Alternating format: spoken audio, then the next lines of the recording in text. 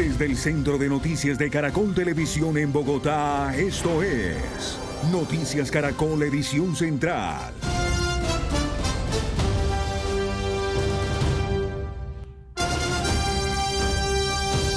Buenas noches y bienvenidos a la edición central de Noticias Caracol. Y mucha atención que más de 1000 funcionarios públicos estuvieron retenidos durante 7 horas en varios edificios del Centro Administrativo Nacional, ubicado en el occidente de Bogotá. César Chaparro, ¿qué pasó con la protesta? Malú televidentes, buenas noches. Pues déjeme contarle primero que al menos 300 personas, aseguran los testigos integrantes del movimiento campesino del Cauca, llegaron aquí, justamente como ha dicho usted, al CAN y empezaron a amarrarse y hacer cadenas humanas cogidos de las manos, rodeando los ingresos y salidas del DANE, una de las oficinas que quedan aquí, Ministerio de Minas, y no dejaban salir ni entrar a nadie. Dicen algunas víctimas que prácticamente permanecieron secuestradas durante estas 7 horas y hace un par de minutos el propio secretario de Gobierno de la Alcaldía Mayor de Bogotá pues hizo un pronunciamiento sobre lo ocurrido aquí justamente en el CAN, muy cerca y diagonal a la dirección de la Policía Nacional. Yo creo que alrededor de 1.300 personas, ese fue uno de los datos de PMU, que se veían afectadas. Y es que no se puede normalizar la retención de personas en edificios públicos, ni en Bogotá ni en ningún otro lugar del país. Es complejo y yo entiendo las demandas, por supuesto, de quienes vienen a la ciudad a hablar con el gobierno nacional, pero el mensaje ahí es: no puede haber afectación contra ciudadanos o contra personas que se encuentren en esos lugares. Y justamente esta situación generó varios enfrentamientos, no solamente con las personas que trabajan aquí, los transeúntes que no podían pasar ni movilizarse por la zona, sino incluso con los medios de comunicación. Observemos a continuación pues todo lo que pasó en la jornada aquí en el CAN. Las guardias cimarronas e indígenas bloquearon el Centro Administrativo Nacional CAN desde las 9 de la mañana. En ese momento, varias personas que se percataron de lo que ocurría corrieron para no quedar encerradas. Sin embargo, al interior de los edificios, más de 1000 personas fueron obligadas a permanecer en sus oficinas cerca de 8 horas. Según las autoridades capitalinas, las personas responsables del bloqueo y restricción de paso a los edificios del CAN hacen parte de 40 consejos comunitarios articulados en la Asociación de Consejos Comunitarios del Norte del Cauca.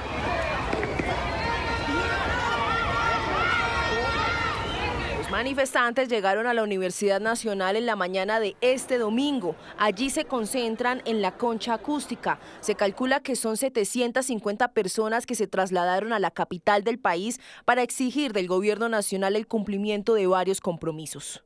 No ha existido voluntad política por parte de ninguno de los gobiernos, y este que se suponía que era el gobierno progresista. Entonces eso nos obliga a salir de los territorios donde estamos confinados, donde la violencia no cesa. La Universidad Nacional señaló que la institución no autorizó que estas comunidades se instalaran en el campus. La universidad, en efecto, no tiene esas condiciones, digamos, y no es, no tiene esas responsabilidades misionales como si la tienen otras entidades del orden nacional y distrital. Al final de la tarde, el gobierno recibió a los manifestantes, lo que permitió superar las acciones de hecho en el CAN y la libre movilidad de quienes estaban en las oficinas del lugar. Kevin Arley Acosta fue sepultado en Charalá, Santander, esta tarde. El niño de apenas 7 años, hijo de una humilde mujer, falleció esperando un medicamento para controlar la hemofilia que padecía. Para los expertos, es un nuevo caso de negligencia en la nueva EPS. Los habitantes de Charalá, Santander, salieron a sus calles para despedir a Kevin Arley Acosta, un niño que las recorrió de la mano de su madre, pero que a sus 7 años murió esperando un medicamento. Hay muchos niños que están esperando un medicamento como el que el mío duró esperando 2 meses, que la cual no se le dio un tratamiento adecuado, oportuno. Aquí los globos blancos y el silencio de sus habitantes reflejaron la impotencia que sentían al despedir a un niño que amaba montar en bicicleta. ninguna persona debía morir así, sea solamente por no dar los documentos. Kevin Arley Acosta había sido diagnosticado con hemofilia desde los 9 meses de nacido. Desde ese entonces su mamá luchaba por conseguir las medicinas. Yo ocurría en la nueva EPS a decirles que lo del tratamiento, que la IPS, cuál le asignaban a él. La única respuesta es que me tocaba esperar que hubiera un nuevo contrato, pero mientras esperaba el niño se le estaba yendo la vida. ¿Y de qué manera? Porque no hicieron nada. La historia de Kevin Arley se convierte en otro reclamo al sistema de salud del que dependen miles de usuarios que siguen esperando ser atendidos. Mientras yo estoy enterrando a mi hijo, ellos están matando más vidas. Y pues que investiguen y que eso no se quede así, que haya justicia, la verdad, que no hayan más niños víctimas de esa injusticia. En Charalá, con globos blancos lanzados al cielo, despidieron a un niño que esperaba atención y que hoy representa a otros que siguen en medio de trámites para recibir sus medicinas. La muerte de Kevin Arley fue una tragedia anunciada. La Fundación FAES Colombia, que reúne a los pacientes con hemofilia en el país, había advertido de la gravedad de su situación. El primer llamado de auxilio lo hizo la madre de Kevin Arley, luchando para que la nueva EPS le entregara el medicamento a su hijo.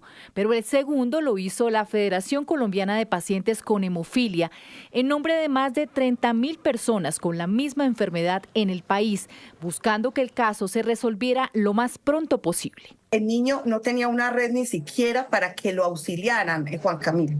Y ni una IPS que le contestara, no respondía a la nueva IPS y ni siquiera un medicamento. Y aparte de eso, lleva 2 meses sin tratamiento para coagular y para sus inhibidores. Es que la situación es muy trágica. La atención no llegó a tiempo y Kevin murió en el Hospital de la Misericordia en Bogotá, a pesar de que la ley en Colombia exige una protección especial para garantizar los servicios médicos a pacientes con este tipo de enfermedades. Está más que claro, todos los niños y niñas con hemofilia deben recibir profilaxis con hemofilia severa y suspender o no proveer esa profilaxis, pues aumenta significativamente el riesgo de sangrado. La muerte de Kevin despertó otras quejas en distintas ciudades del país de pacientes con condiciones de salud similares. Los medicamentos hay veces me lo dan, otras veces no hay. O llego a la farmacia, me ha pasado varias veces que llego a la farmacia y las niñas que no lo encuentran. Ahorita en Medifarma la situación que tengo es que los medicamentos que ella requiere, que son Ayanet, Alfadornaz, Atobromicina, que son los que nebulizan para que ella pueda mejorar el funcionamiento de sus pulmones, ni siquiera aparecen en la base de datos del POS de ellos. El riesgo continúa porque, de acuerdo a la Federación de Enfermedades Raras, 530 pacientes con este diagnóstico fallecieron en 2025. Muchas de esas muertes están asociadas a la gravedad de estas enfermedades, pero también ocurren en un contexto de barreras de acceso, discontinuidades y un sistema desfinanciado que ya está operando fuera de los límites. Aún la nueva EPS no se ha pronunciado sobre el caso de Kevin Arley Acosta. El gobierno anunció que mantendrá el aumento del 23.7% del salario mínimo. Una buena parte de los empresarios aseguran que el reajuste debe seguir en esta cifra. Fueron más de 3 horas de reunión de la mesa de concertación donde empresarios, centrales obreras y gobierno buscan un consenso sobre el salario mínimo tras el auto del Consejo de Estado que suspendió temporalmente el reajuste decretado en diciembre y pidió un decreto provisional. Según el ministro Antonio Sanguino, aunque hubo diversas posiciones, la mayor parte de los asistentes concluyeron que era mejor mantener el incremento del 23,7%. Resultaría digamos, equivocado, por decirlo menos, expedir un decreto que modifique el incremento del 23.7%. En los próximos días será entonces expedido un nuevo decreto que seguramente mantendrá el mismo reajuste definido en diciembre. El propósito es no afectar a los trabajadores, aunque muchas pequeñas y medianas empresas reclaman por los efectos que esto significa. Por eso el gobierno prepara medidas compensatorias para mitigar ese efecto sobre las MIPYMES, que representan el 80% del empleo del país. Estamos trabajando con Bancoldex e incluso estamos considerando la posibilidad de algún tipo de inversión forzosa del sistema financiero. Las opiniones en el sector empresarial estuvieron divididas. La ANDI respaldaba mantener el 23,7% de reajuste, pero al igual que ACOPI, FENALCO también advirtió sobre efectos como la pérdida de unos 700.000 empleos.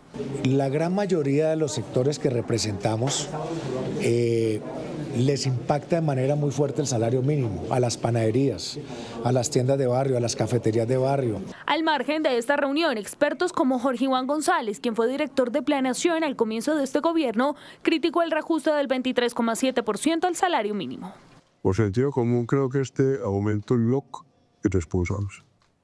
Segundo, en ciencias sociales no tenemos ninguna forma de decir cuál va a ser el impacto final del salario. Con las ideas del Consejo de Estado que han dicho los empresarios, pues ya nos descuadraron, no nos descuadren más.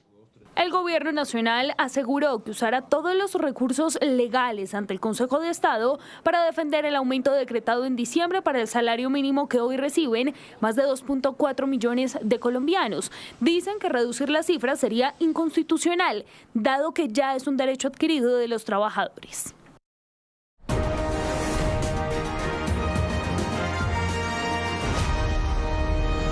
Colombia decide 2026. Faltan 19 días, 12 horas, 45 minutos y los segundos que corren para que se abran las urnas el próximo 8 de marzo para elegir un nuevo Congreso y también decidir quiénes serán los candidatos presidenciales en las consultas interpartidistas. 7:14. Arrancamos el radar de la política de hoy con la ruptura definitiva entre Sofía Gaviria e Ingrid Betancourt. Lo que empezó con diferencias por una campaña del partido que hablaba de patear las urnas, promovida por Ingrid, terminó en esta renuncia de Gaviria a la cabeza de lista del Senado el día de hoy, a través de esta carta en la que aseguró que esta decisión responde a razones políticas, éticas y democráticas que le impiden continuar en un proyecto que hoy no ofrece garantías mínimas de transparencia, deliberación interna, pluralismo ni respeto por la autonomía de sus candidatos. Y es que Gaviria no es la única. También renunció a su candidatura a la exministra Beatriz Uribe y se habla de molestias de varias víctimas del conflicto que hacen parte de esa lista. Al parecer, no hay oxígeno para ese partido. Pasamos a la campaña de Iván Cepeda, que está iniciando semana con agenda privada, cuadrando una nueva gira por el país que arrancará el próximo miércoles por diferentes regiones y que irá derecho hasta la primera vuelta. En medio de las reuniones, Cepeda aprovechó para enviar un mensaje a seguidores de su campaña de varias ciudades de Francia que se reunieron en las últimas horas. El mensaje es claro: no votar ninguna de las consultas. Nosotros tenemos principios, tenemos claro la manera en que se hace política. No estamos buscando afanosamente cualquier clase de alianzas con maquinarias politiqueras para ganar una consulta o cualquier escenario de estos que se están dando en términos políticos. Somos una fuerza serena. Y seguimos con Abelardo de la Espriella, que hoy estuvo recorriendo El Espinal en el Tolima y también Fusagasugá, acompañado de varios candidatos al Senado de la lista de Salvación Nacional, su partido. Desde allí aprovechó para hablar de sus propuestas para los productores del campo colombiano. Los empresarios, los productores, los campesinos no quieren nada regalado. Quieren que los dejen trabajar, y en Colombia el Estado se ha vuelto, el gobierno se ha vuelto enemigo de la gente trabajadora. Conmigo tendrán el mejor aliado para producir y salir adelante. Y vamos a cerrar con Sergio Fajardo, que en las últimas horas tuvo un gran evento con mujeres de su campaña. Acompañado de la ex canciller María Ángela Holguín, hizo un recorrido por el centro de Bogotá y luego presentó la propuesta por la igualdad y los derechos de las mujeres, que se construyó junto con un diverso grupo de mujeres de diferentes edades y sectores. Esto dijo Fajardo. Un reto que tengo desde hace muchos años, desde hace 26 años, desde que entramos a la política. Nuestro compromiso ha sido luchar por la igualdad de las mujeres. Y aquí tenemos un grupo de mujeres que han luchado, que han trabajado, que en muchas instancias han pasado desapercibidas, y nosotros le estamos dando una voz a las mujeres. Y las mujeres van a tener la voz en mi gobierno, van a ser protagonistas en mi gobierno y vamos a saber lo que es la igualdad de las mujeres. Y para el cierre del llamado que hizo aquí en Noticias Caracol hoy el registrador nacional Hernán Penagos a quienes son jurados de votación, avanzan las capacitaciones de cara a las elecciones. Si aún no se ha capacitado, ingrese a la página de la registraduría. Quedan solo 3 semanas para que se abran las urnas. Hasta aquí el radar de la política. 7:27 en Montería arrancó el procedimiento para bombear el agua que inundó a centenares de viviendas mientras los ganaderos buscan sus animales perdidos.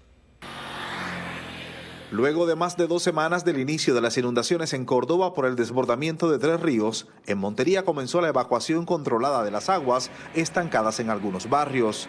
Una gran parte de esta zona drena hacia la zona donde está la inundación, así que parte del agua de la inundación se vino por el sistema, ¿verdad? Y nos ha dificultado la evacuación. Sin embargo, con lo que implementamos ya hemos podido evacuar las aguas completamente. Aquí todos colaboran para poder recuperar sus viviendas, sus fincas y sus reses, tal como lo hacen algunos ganaderos en lanchas que comenzaron a buscarlas en medio de las zonas inundadas. La labor que estamos desempeñando ahora mismo es con lanchas y un equipo de personas, estamos rescatando a los animalitos que aún están dentro del agua. Tendremos que reconocer que a raíz de esta emergencia, los ganaderos del departamento de Córdoba, puntualmente los más afectados, han tenido que movilizar sus reses no solamente a tierras altas, sino a otros departamentos, en donde hemos trabajado muy articulados con el ICA y nos ha habilitado una plataforma vía WhatsApp. La cifra de damnificados sigue creciendo. En estos momentos tenemos un reporte de aproximadamente 80.000 familias damnificadas en el departamento de Córdoba a causa precisamente no solamente de los desbordamientos causados por las cuencas, sino también en algunos sectores o en algunos municipios debido a las lluvias que se presentaron durante el frente frío. En Córdoba se mantiene en alerta roja porque las lluvias persisten y el nivel de los ríos Sinú, San Jorge y Canalete sigue creciendo. Mientras tanto, en La Mojana crece la alerta por el desbordamiento del río Cauca. En el sector de Caregato, el agua nuevamente ingresó por el boquete que desde hace 4 años permanece abierto, inundando la región. Varias hectáreas de cultivos están bajo el agua y son cerca de 40.000 damnificados.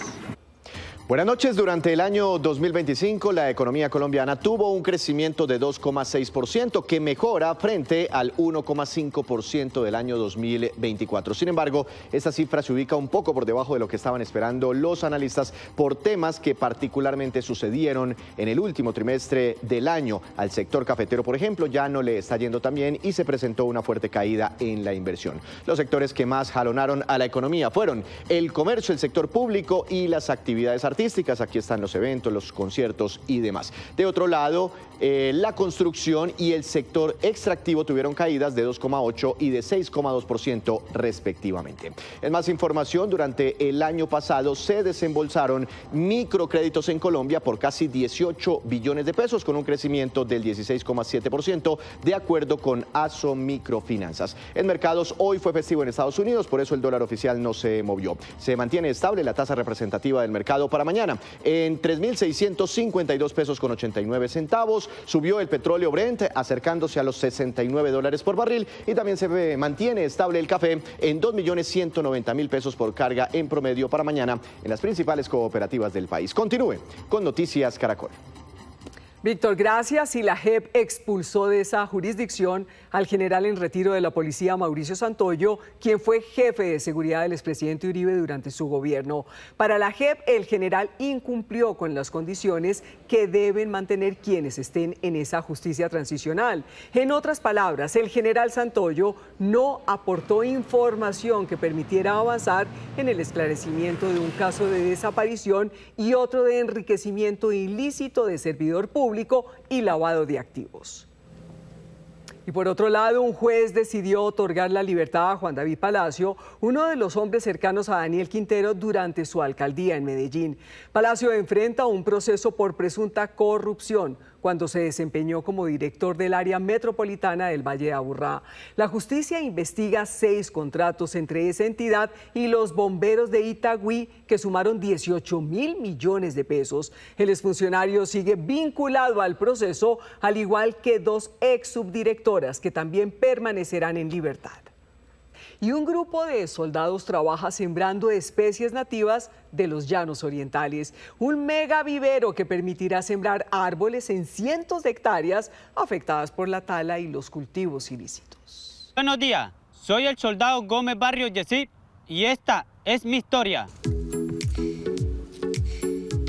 Con 8 años de servicio en proyectos ambientales, el soldado profesional Yesid Gómez cuida un vivero en la 4ª División del Ejército en Villavicencio. ¿Cuántos soldados participan de esta actividad y qué hacen en el vivero? Somos 12 soldados de la 4ª División del Ejército Nacional de Colombia, los cuales trabajamos los 365 días del año. El vivero tiene capacidad para germinar más de 300.000 plántulas al año en asocio y supervisión de Cor Macarena.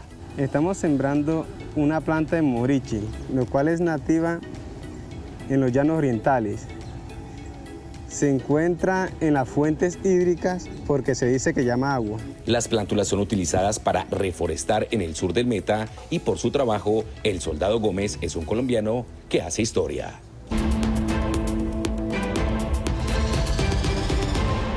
Hola, en Noticias del Mundo hoy, en tragedia terminó un partido de hockey en Rhode Island, Estados Unidos, cuando se desató un tiroteo en medio del juego.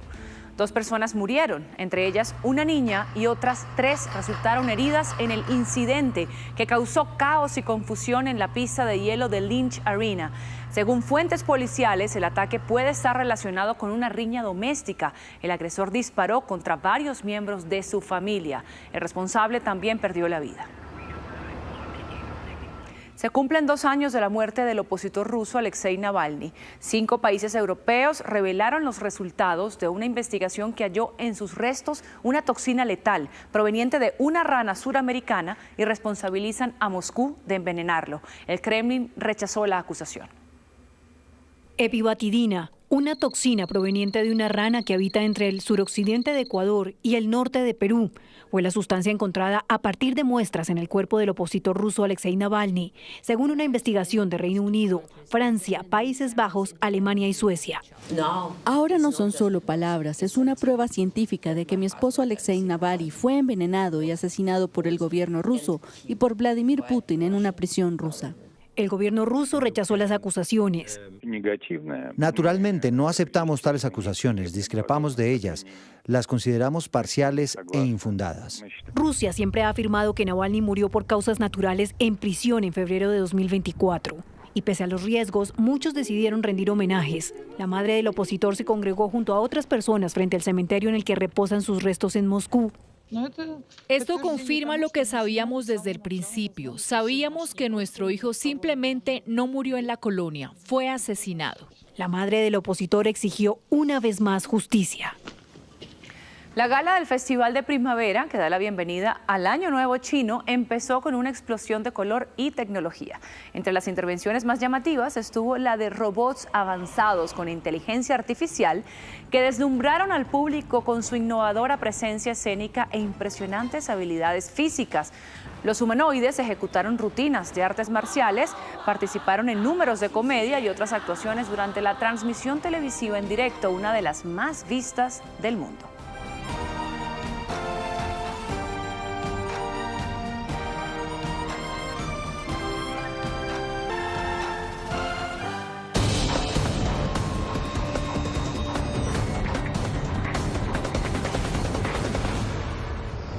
Buenas noches y bienvenidos al Código Caracol. Aunque la carrera por las alcaldías está lejos, en el caso de Bogotá pareciera que las elecciones presidenciales y las consultas mueven la baraja de candidatos. Ya algunos de los que hoy compiten a la presidencia están realmente pensando en su futuro para las regionales y no en a quién apoyar precisamente, sino en ellos como candidatos. Es el caso de algunos integrantes de la Gran Consulta por Colombia, David Luna y Juan Daniel Oviedo. Este ha sido un secreto a voces desde hace mucho tiempo, aunque eso sí, ellos lo niegan tajantemente. Sin embargo, un nombre que ha salido a relucir en los corrillos políticos para repetir la alcaldía es el de Claudia López, quien se la ha visto dándola toda por llegar a la Casa de Nariño, pero como no marca muy bien en las encuestas. Por supuesto, todos los que son candidatos a la presidencia no aceptan que tengan segundas agendas electorales, porque en ninguna cabeza queda bien que uno esté compitiendo por un cargo pensando en otro. Pero ¿de qué están pensando en Bogotá? Están pensando en Bogotá. Ahora hablemos del Partido Verde, donde se desató toda una tormenta por parte de este anuncio de Roy Barreras, en donde invitaba a una rueda de prensa para anunciar la adhesión de miembros de ese partido a su campaña. En ese momento, en el chat de WhatsApp que tienen los miembros del Partido Verde, hubo una lluvia de quejas preguntando quiénes se iban a sumar a la campaña de Barreras, pero sobre todo reclamando el uso del logo del partido de forma generalizada. De hecho, al mediodía y minutos antes de la rueda de prensa emitieron una comunicación pública prohibiendo el uso de su logo sin previa aprobación.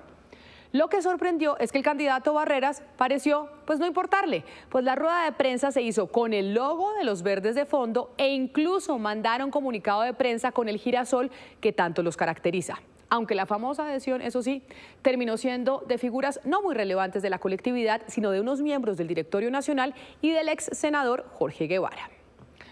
Hoy lunes, la contienda electoral ha estado marcada por enfrentamientos jurídicos. Por un lado, Juan Fernando Cristo le pidió rectificar al candidato Abelardo de la Espriella por haberlo vinculado con el esposo de la hoy abogada y candidata presidencial Sondra McCollins, quien no marca muy bien en las encuestas, pero que representó a David Murcia Guzmán, creador de DMG, después de haber sido cliente de la Espriella. El penalista dijo que Cristo y Roy Barreras tenían negocios con el esposo de McCollins. El exministro Cristo entonces le pide a de la Espriella que rectifique y que si no lo va a denunciar por injuria y calumnia. Y es que por injuria y calumnia también denunciará el exsecretario de Transparencia y hoy candidato a la Cámara por Dignidad y Compromiso, Camilo Enciso, al ministro del Interior, Armando Benedetti. Enciso lo denuncia porque el ministro lo acusó por estar vinculado a Odebrecht. Esa respuesta de Benedetti se da porque Camilo Enciso lo ha venido denunciando por presunto enriquecimiento ilícito, a lo que Benedetti respondió con una acusación, la de Odebrecht en épocas de Juan Manuel Santos. Peleas electorales que van a terminar en la Fiscalía y de las cuales tendremos resultados en mucho tiempo, si es que tenemos, pero que al final hacen mucho ruido en época de campaña. Hasta aquí el Código Caracol. A ustedes una feliz noche. Gracias, Camila. Terminan las noticias. Nos vemos a las 11:30 de la noche en Última Edición. Ya viene Desafío Siglo XXI. Esto es Noticias Caracol, primero la gente.